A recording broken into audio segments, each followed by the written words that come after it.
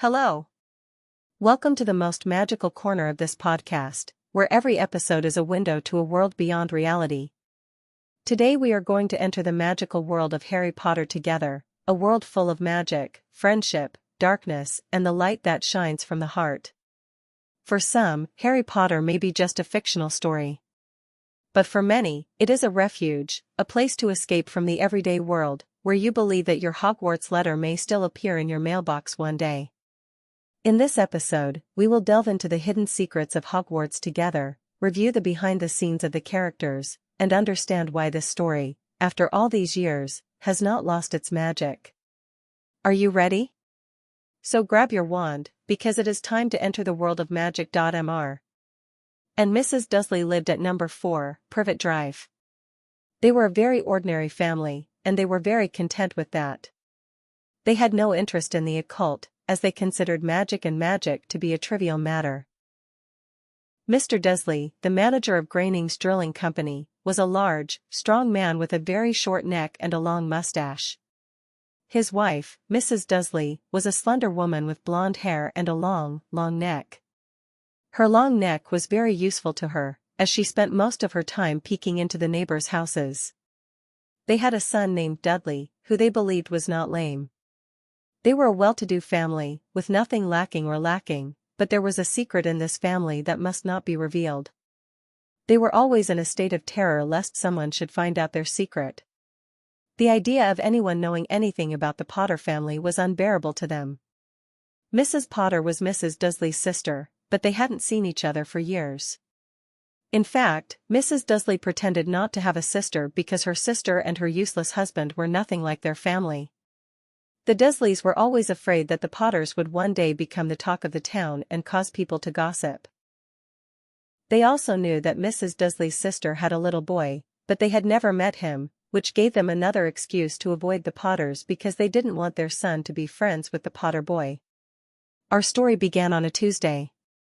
When Mr. and Mrs. Dursley woke up that morning, the sky was cloudy, but everything seemed normal, and there was no sign of anything strange or mysterious happening in the whole country. Mr. Dursley, humming a song, took off one of his old ties, and Mrs. Dursley, gossiping behind his back, put Dudley Squeak in his chair. Neither of them saw the brown owl that flew past the window. At 8:30 Mr. Dursley picked up his bag to leave for work. He said goodbye to his wife, but since Dudley had become unruly and he made excuses for not being able to kiss her, Dudley would throw his food at the door and the wall in a fit of rage.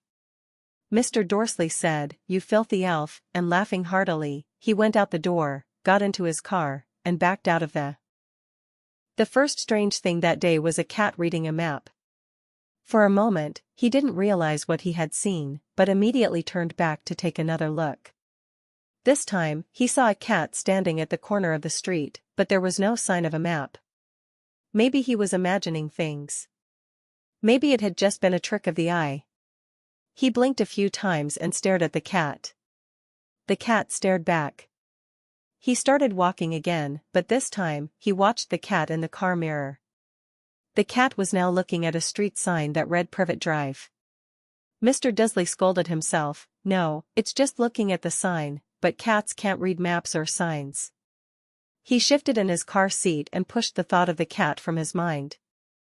Now he was heading into the city, thinking only about the large drill order for that day.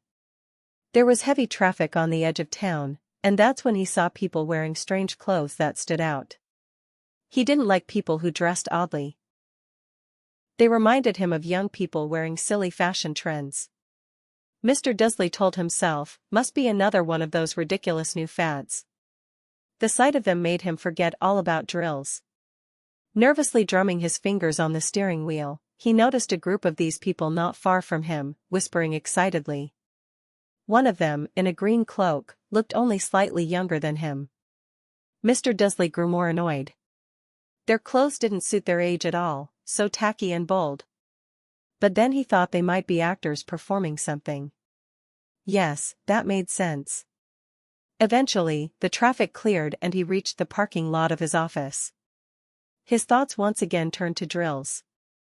Mr. Dursley's office was on the 9th floor, and he always sat with his back to the window.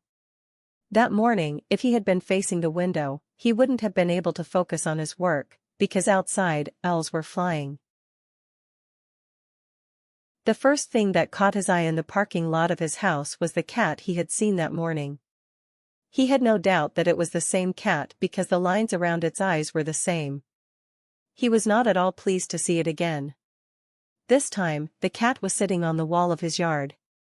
"Yes," said Mr. Dursley loudly. The cat did not move, but stared at him with a serious expression. Mr. Dursley was surprised. Was the cat's behavior normal? He went into the house and tried to remain calm. He was still determined not to tell his wife about what had happened that day. Mrs. Dursley had had a normal day. At dinner, she had talked about the argument between the woman next door and her daughter. Then she said that Dudley had learned a new word. Mr. Dursley had tried to act normal the whole time. When Dudley fell asleep, he went into the living room so that he would not miss the last segment of the evening news and turned on the television just in time. The newscaster said, "According to repeated reports from our dear compatriots from all corners of our country, owls have been showing unusual behavior across the country today. Owls generally hunt at night and rarely appear in daylight. However, hundreds of owls have been seen across the country since sunrise today. Experts are unable to explain the reason for this sudden change in the owl's behavior pattern." The newscaster grinned and continued, "That's very strange. Now let's get to Jim McGuffin and the weather report.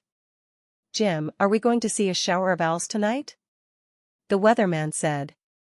"Teddy, as a joke, haven't the strange events today ended with the unusual behavior of owls?"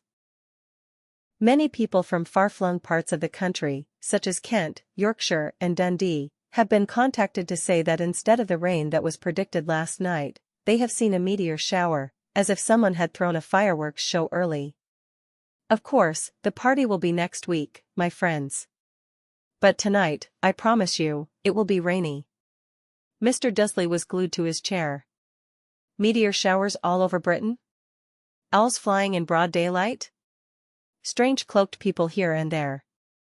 And their chatter about the Potter family. Mrs. Dursley entered the living room with 2 cups of tea.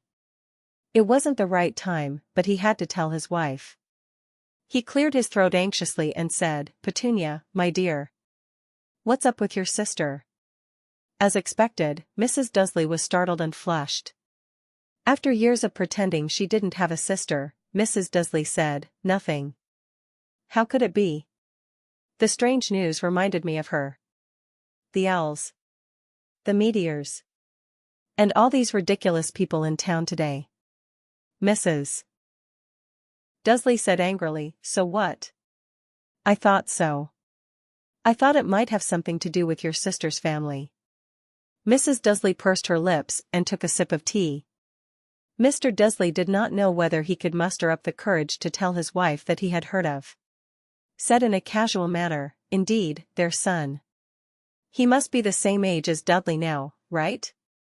Mrs. Dursley said grumpily. "Yes. Like Dudley's. What was his name? Howard? His name is Harry, one of those stupid names everyone gives their children." Mr. Dursley's heart sank in his chest and he said, Yes, you're right." Mr. Dursley said nothing more as they went upstairs. As soon as Mrs. Dursley went into the bathroom, Mr. Dursley went to the window and looked out into the yard. The cat was still sitting on the wall, staring out into the street as if waiting for someone. Could it be that he was imagining things? Could these events have anything to do with his sister-in-law's family? What if their relationship to the Potter family was revealed? It was hard for him to even imagine. Mr. and Mrs. Dursley went to bed. Mrs. Dursley fell asleep very quickly, but Mr. Dursley, who could not sleep, was pondering the implications of this. The last thought that came to his mind and relieved him was that if the Potter family were involved in these matters, there would be no reason for his wife to come to him. They knew very well what Mr. and Mrs. Dursley thought of them. Even the thought of them getting involved in their possible affairs seemed unlikely. He yawned and rolled over. No, this could not affect their lives in any way. But he was very wrong.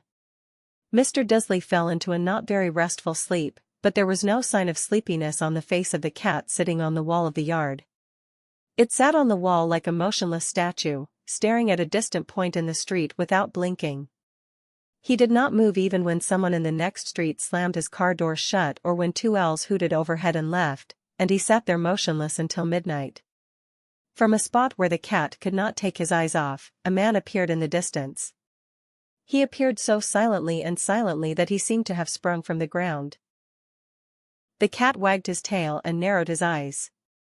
He had never seen such a man on Privet Drive before. He was tall and thin, his silver hair and beard showing that he was old. His hair and beard were long enough to fit into his trousers. He wore a long, loose-fitting suit, and his purple cloak trailed to the floor. He wore high-heeled, buckled boots. His bright blue eyes shone through the half-circle lenses of his glasses. His long, aquiline nose looked as if it had been broken at least twice. This man's name was Albus Dumbledore. Albus Dumbledore didn't seem to notice that he had just appeared in a street where everything was as ordinary as could be. He was busy looking for something in his cloak. It seemed he realized he was being watched, because he suddenly looked up at the cat, who was still staring at him from the end of the street. For a moment, they looked at each other. Then Dumbledore suddenly smiled at the cat and murmured, "I knew I'd find you here, Professor McGonagall." Albus Dumbledore didn't seem at all surprised that the cat had not answered. He didn't expect it to. Instead, he took a silver object from his cloak that looked like a cigarette lighter. He flicked it open, held it up in the air, and clicked it. The nearest street lamp went out with a little pop. He clicked it again, the next lamp flickered into darkness. 12 times he clicked the put-outer, until the only lights left on the whole street were two tiny pinpricks in the distance, which were the eyes of the cat watching him. If anyone looked out of their window now, even the sharpest-eyed among them wouldn't be able to see anything that was happening down on the pavement. Dumbledore slipped the put-outer back inside his cloak and set off down the street toward number 4, where he sat down on the wall next to the cat. He didn't look at it, but after a moment he spoke to it. "Fancy seeing you here, Professor McGonagall." He turned to smile at the tabby, but it had gone. Instead, he was smiling at a rather severe-looking woman who was wearing square glasses exactly the shape of the markings the cat had had around its eyes. She too was wearing a cloak, an emerald one. Her black hair was drawn into a tight bun. She looked distinctly ruffled. "How did you know it was me?" she asked. "My dear Professor, I've never seen a cat sit so stiffly." "You'd be stiff if you'd been sitting on a brick wall all day," said Professor McGonagall. "All day? When you could have been celebrating?" "I must have passed a dozen feasts and parties on my way here." Professor McGonagall sniffed angrily. "Oh yes, everyone's celebrating, all right," she said impatiently. "You'd think they'd be a bit more careful, but no, even the Muggles have noticed something's going on. It was on their news." She jerked her head back at the Dursleys' dark living room window. "I heard it. Flocks of owls, shooting stars, well, they're not completely stupid. They were bound to notice something. Shooting stars down in Kent, I'll bet that was Daedalus Diggle. He never had much sense." "You can't blame them," said Dumbledore gently. "We've had precious little to celebrate for 11 years. "I know that," said Professor McGonagall irritably. "But that's no reason to lose our heads. People are being downright careless, out on the streets." Thank you for listening to the first episode of the Harry Potter podcast.